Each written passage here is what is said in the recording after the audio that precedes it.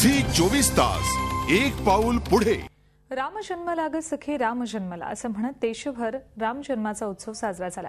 दुपारी ठीक 12 वाजता प्रभू रामचंद्राचा जन्म झाला असं मानलं जातं।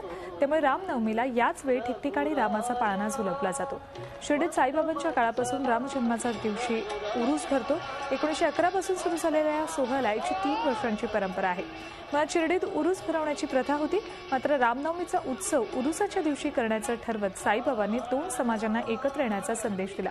आजही हा सोहळा शिर्डीमध्ये मोठ्या उत्साहात साजरा झाला, तर मुंबईतल्या वडाळ्याच्या राम मंदिरातही दुपारी 12 वाजता राम जन्माचा सोहळा मोठ्या उत्साहात साजरा झाला। वडाळ्यातलं हे राम मंदिर मुंबईतलं अयोध्या म्हणून ओळखलं जातं। यंदा पहिल्यांदाच राम जन्म सोहळा चांदीच्या पाळण्यात मूर्ती ठेवून साजरा करण्यात आला।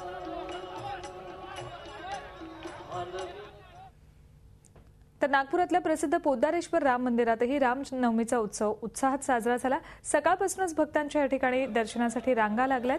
गेल्या 47 वर्षांपासून नागपुरात रामनवमीनिमित्त शोभायात्रा काढली जाते। ती परंपरा आजही कायम आहे।